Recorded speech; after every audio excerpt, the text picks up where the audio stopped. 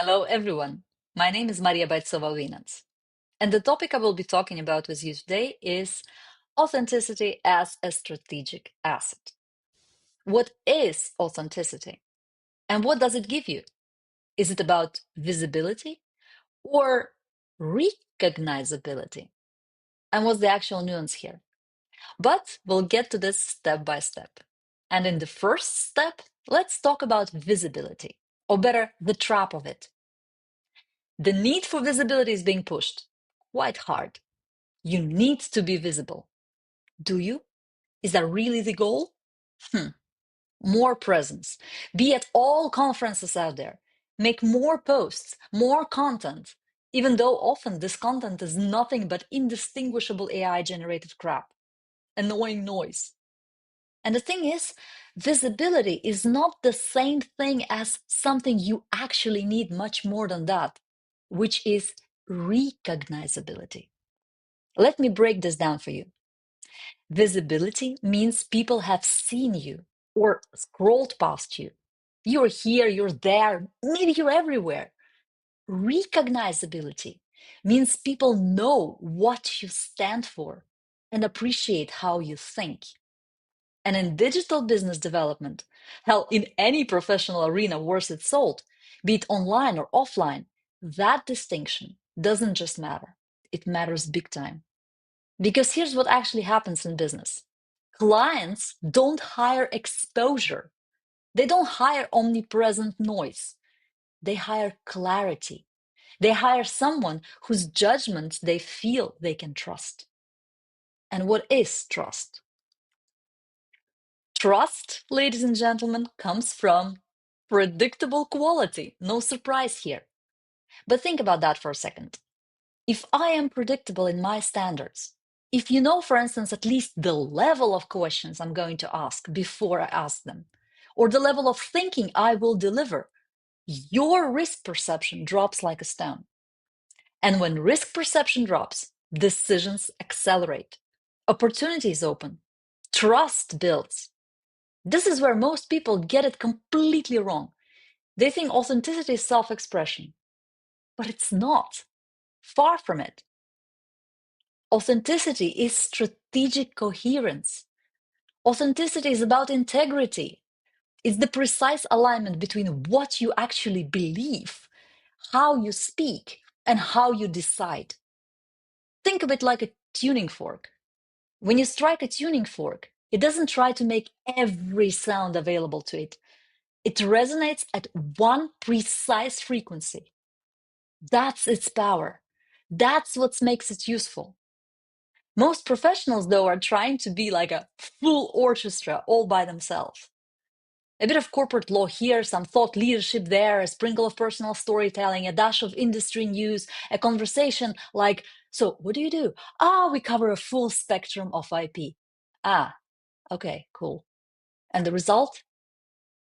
The person who stands for everything stands for nothing. The discipline is in the choosing. Pick your frequency. Strike it consistently. Let the right people feel it in their bones. Here's a real-world parallel. Let's take it from the world of IP law itself. Consider the digital context and two patent attorneys. Even the ones who post regularly, that's already a rare bird. The first of them posts about everything.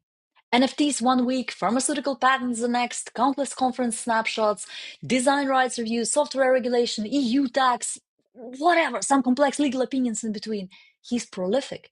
He's producing content. He is visible. Yeah. The other attorney?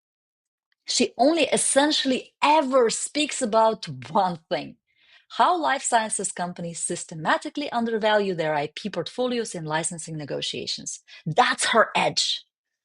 She might approach it from different angles, but it will all boil down to one thing. Within 18 months, she's speaking at conferences. General counsels are emailing her directly. Her fees are up 40%. Those two, pretty much the same credentials, same years of experience, completely different level of recognizability. The second attorney didn't post more.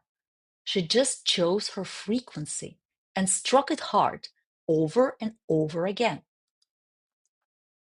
Okay, so you're thinking, like, how do I actually become recognizable? What's the magic formula?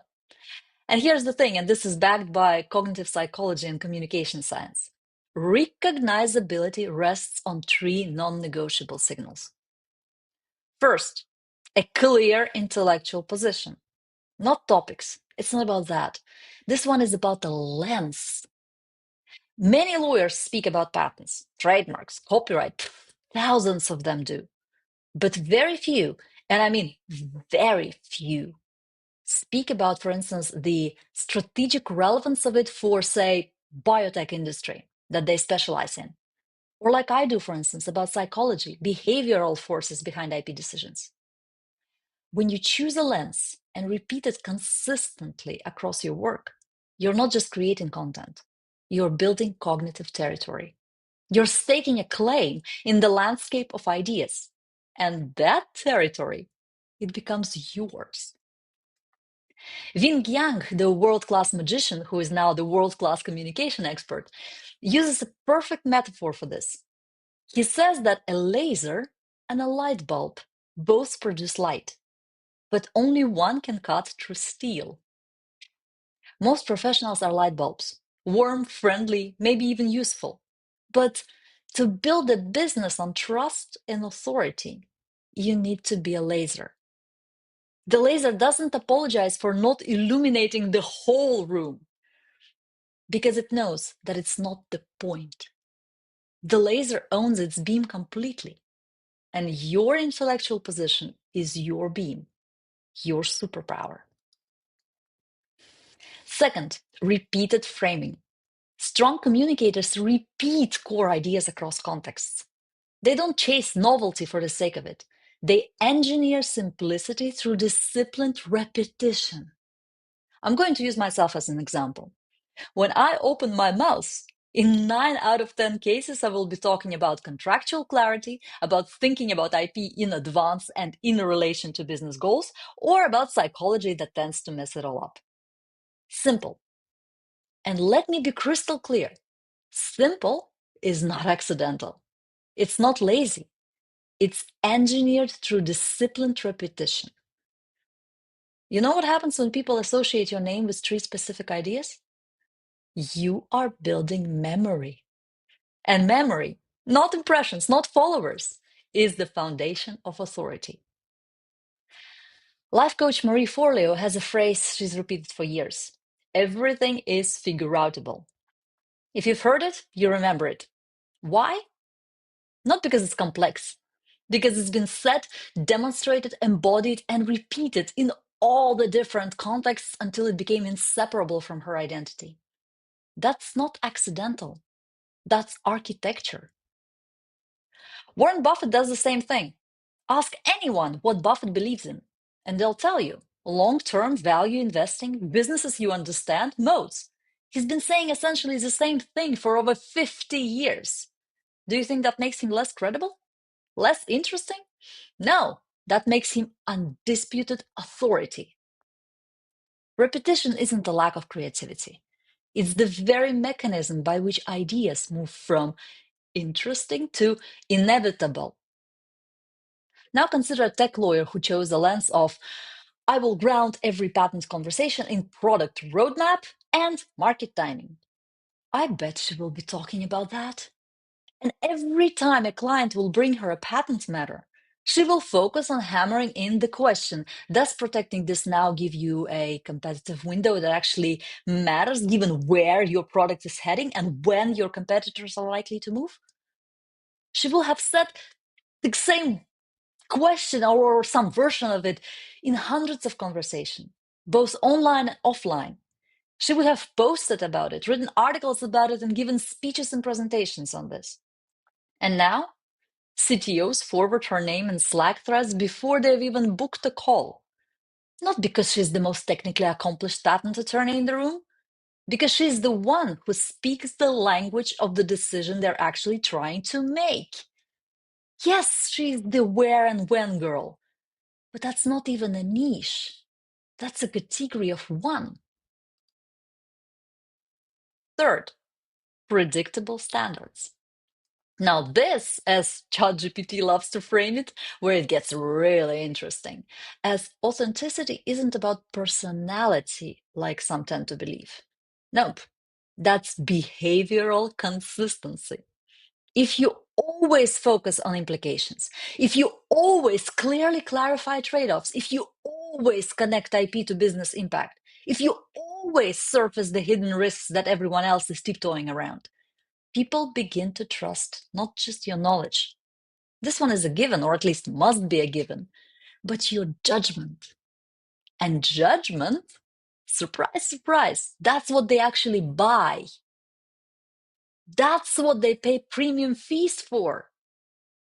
Not information, not even expertise. That's all commodity, especially nowadays. Judgment. Here's the neuroscience behind this, because it matters.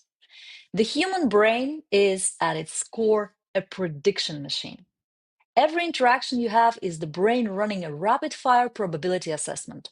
What's going to happen here? Can I trust this guy or gal? When your behavior is consistent, when your standards are predictable, you reduce the cognitive load on your client's brain. You become safe. Not like boring safe, safe as in trusted. Safe as in, I know exactly what I'm getting and it's going to be exceptional. Order and reliable structure are not constraints on human freedom. They are the preconditions for it. In a business context, your predictable standards are the foundation upon which clients can actually rely on you. All right, this is a cool one. And this is where a lot of smart people crash and burn. There's this confusion in the market between authenticity and emotional exhibition. Frequently, oh so fake emotional exhibition. But they're not the same thing, not even close. Authenticity means calibrated self-disclosure. Let me give you 3 layers here. Layer 1, things that are private. Everyone will have their own comfort level here, but whatever is yours, keep it there. Layer 2, things that are personal, but processed. This is gold. Layer 3, things that are professional insight and value. This is your currency. Strategic authenticity lives in the second and third layer. You can share experience. You don't share unresolved emotion. You share what clarifies your values. You protect what still needs integration. Boundaries are not barriers. Boundaries are signals of maturity. And maturity builds trust faster than vulnerability ever will. Let's make this concrete because abstract frameworks are useless without application. Imagine an IP attorney who went through a brutal licensing negotiation that nearly collapsed the client relationship. Layer 1 would be the raw, messy, still unprocessed feelings about that experience, like the 3 a.m. anxiety, the self-doubt, the anger due to the stupidity of the other party. Keep that private. Honestly, who cares? Would you? Layer 2 would be the processed insight. I learned that what looked like a commercial dispute was actually a communication breakdown rooted in fundamentally different assumptions about exclusivity. And that made me change how I structure every licensing conversation from now on. Aha, gold. That's the kind of story that builds credibility. Layer 3 is the professional framework that emerged from it. A checklist, a model, a new way of framing scope negotiations. Currency. Post that. Speak about that. Build that into your practice. There's a difference between vulnerability that connects and vulnerability that repels. And it's in fact not even about the content of what you share. It's about the level of resolution behind it.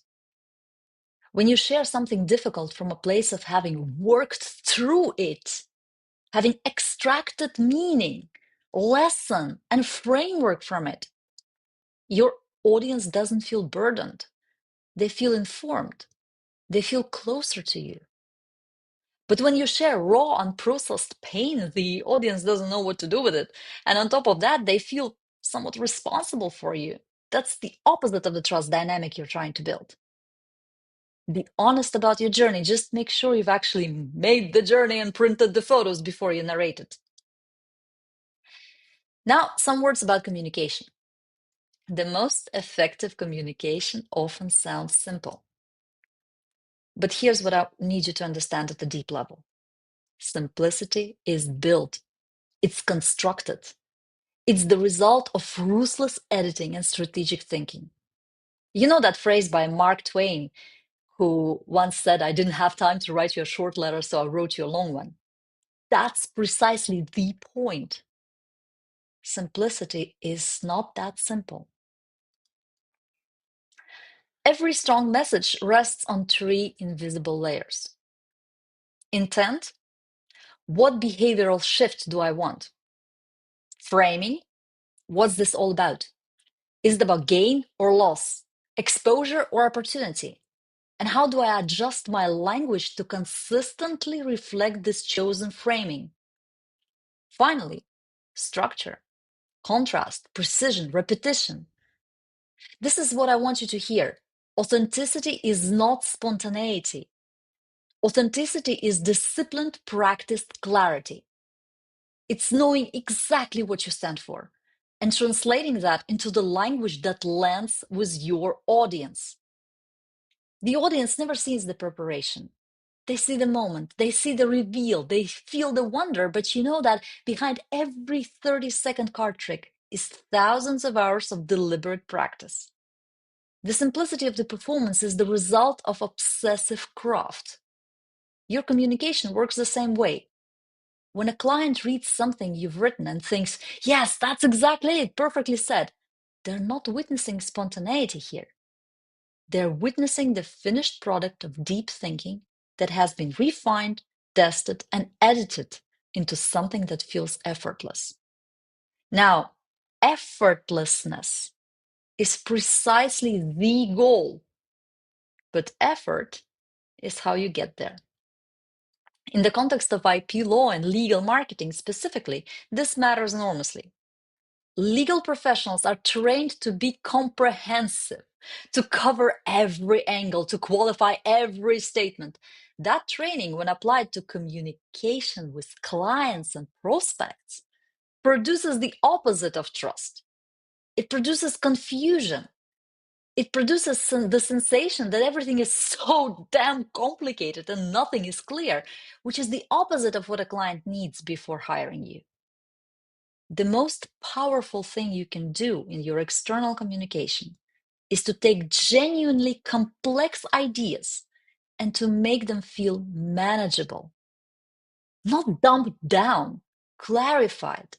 There's a world of difference. Dumbing down is just removes the nuance altogether. Clarifying makes the nuance accessible. And that is the craft worth practicing.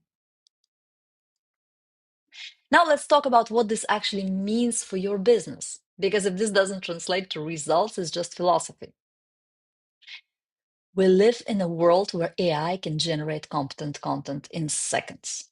Information is abundant. Everyone has access to the same data, the same tools, the same platforms. And what do you have as a result? Same sameness in the sea of same saints and with the same style of infographics generously generated by Notebook LM. But integrated perspective, that's scarce. That's irreplaceable. When your thinking becomes recognizable, watch what happens. Trust cycles shorten. People buy faster because they already know you. Aligned clients approach you. They self-select based on resonance. And on the flip side, misaligned clients filter themselves out, saving you time and energy. As a result, pricing pressure decreases because you're not a commodity anymore. You stop competing on visibility and start competing on perspective. And perspective compounds. This is exponential, not linear. Every time you reinforce your lens, every time you demonstrate consistent judgment, every time you show up With disciplined clarity, you're not just adding value, you're multiplying it. Let me try to explain this compounding dynamic through an analogy. Imagine two people drawing. The first one fills pages with random sketches. This way, that way, new styles every time, new ideas, constant variation. There's movement, a lot of it, but no direction. Nothing sticks. The second one draws the same shape over and over again. Slight adjustments each time, reflecting, refining, line by line, it becomes sharper, cleaner, more precise. Eventually, it becomes unmistakable. Your recognizability works exactly like that second person. Every post, every conversation, every piece of advice framed through your consistent lens sharpens that shape in the minds of your market. The first few repetitions feel insignificant, but somewhere around the 20th, 30th, maybe 50th time, someone encounters your specific lens and something shifts. They don't just remember you, they recognize you instantly. That's not luck. That's repetition with direction. So here's the question that should keep you up at night and then wake you up with purpose in the morning. Are you visible or are you recognizable? If your name disappears from your message, does your thinking remain identifiable? Could someone read your work and think, that's exactly how, then insert your name in brackets, would frame this? Authenticity is not about being louder. It's about being aligned. Aligned in belief, aligned in communication, aligned in decision. It's about integrity. Integrity by design. And yes, I've written a whole book about this topic, about how to build a personal brand inside out. That integrity, that alignment, it's demanding. It requires you to do the deep work, to clarify what you actually believe, to integrate your experiences, to build frameworks that serve others while expressing who you are. But the payoff you get in digital business development, in any arena where trust is currency, this alignment is one of the few assets that cannot be copied. And that is precisely why it becomes strategic. So stop chasing visibility and start building recognizability. Then and only then the actual marketing comes. Market segmentation, positioning, posting schedules, growth hacks, all the shebang. But, and I cannot stress this hard enough, without the internal alignment, marketing will not stick. But when the foundation is clear, marketing becomes almost mechanical. You're no longer guessing what to say. You're expressing what is already structured. At that point, it's just execution. Your future clients are not looking for someone who shows up in their feed. They're looking for someone who shows up consistently and with a perspective they trust. Be that person. Do the work. Build the asset that lasts. Then the marketing part, that's the easy bit. As a postscriptum, the ancient Stoics had a concept they called eudaimonia, often translated as happiness. But more precisely, it is understood as the activity of the soul in accordance with its deepest nature. When your professional identity is built on genuine alignment, when what you believe, what you say, and what you do form one coherent whole, you are not performing, you are expressing. And that expression, sustained over time, becomes the rarest thing in the market. A human being who cannot be substituted for an algorithm, a template, or a cheaper version of themselves. So I'd say start today. Not with a rebrand, not with a new content strategy. Start with one question you ask yourself. What do you believe about your work that you are ready to be known for? Answer that question honestly. Then say it, repeat it, embody it. The asset you are building, the one that compounds, the one that filters, the one that shortens trust cycles and increases pricing power, starts with that answer. Everything else is execution. Thank you very much for your attention. If you'd like to stay in touch, the QR code on the left will take you directly to my LinkedIn profile. Feel free to connect. I'm always happy to continue the conversation there. And on the right are my 5 books in case you'd like to dive deeper into specific topics. Thanks again for your attention.